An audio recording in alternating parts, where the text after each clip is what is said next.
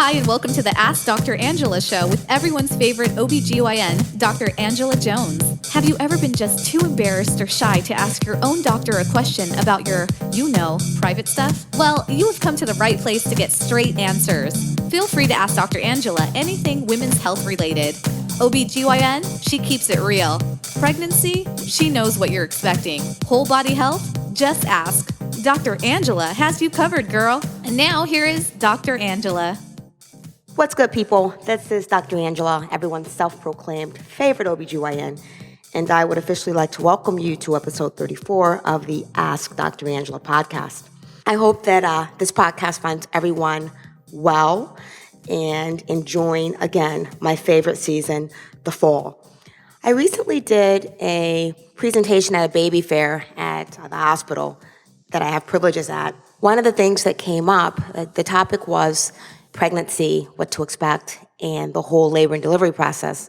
I imagine I might know a few things about those. But anyway, one of the things that commonly comes up is nausea and vomiting in pregnancy. I mean, what gives? When does it go away? It's just craziness and certainly makes that first trimester really difficult. By the time I see patients for their first OB visit, they're typically in the throes of nausea. And one of the hot topics of discussion in that initial visit is, oh my gosh, what can I take for this?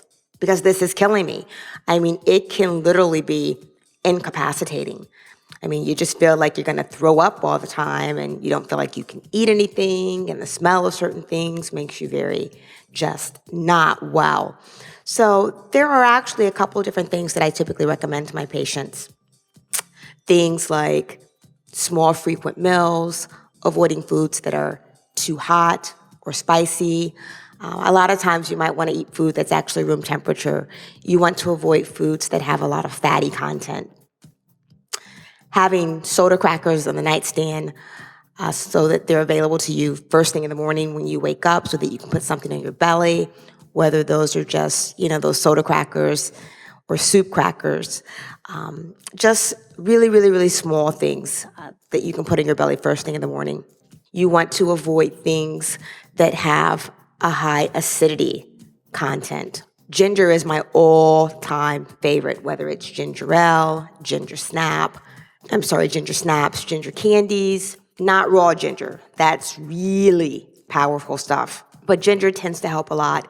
I saw a patient not too long ago for a new OB visit, and she came in her workout gear. Again, exercise is very important during pregnancy, but she had these wristbands on. And of course, my first comment was, oh my gosh, what a throwback. You're rocking like some terry cloth wristbands. And she's like, Dr. Angela, no, these aren't those kinds of wristbands. They're my nausea wristbands. So they even have nausea wristbands. And I asked her, are they helping? She said, no, not really. But I have seen several patients that have attempted to use nausea wristbands, and I guess with some success. Now, this next recommendation is one of my personal favorites, and it is the only time that you will ever hear me make a suggestion like this. Pick your favorite childhood cereal, and you know what I'm talking about.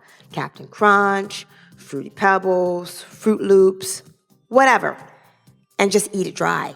Make you some snack bags, put it in your pocket, put it in your lab coat, whatever, and eat it dry. The carbs actually will help with the nausea. One of my perinatologist friends shared that with me one day, and I suggested to a lot of my patients. Because hey, who doesn't like old school cereal? And it's good, and if it's gonna help me with my nausea, why wouldn't I take it? Medication-wise, there are a couple of medications that sometimes we recommend and prescribe. They include things like Diclesius, which right now is the only FDA-approved medication for nausea in pregnancy. Things like Zofran, which are a little bit old school. We really are no longer recommending secondary to recent studies that suggest its association with cleft palate and cardiac defects. Another medication that I typically will prescribe is Reglan. You take it 30 minutes before meals and at bedtime, and that typically helps as well. And last, but certainly not least, remember, nausea and vomiting associated with pregnancy typically resolves once you get outside the first trimester. Occasionally, it will persist for the entire pregnancy. I was one of those occasionally. So here's wishing you an expeditious exit outside of the first trimester, i.e. get through it.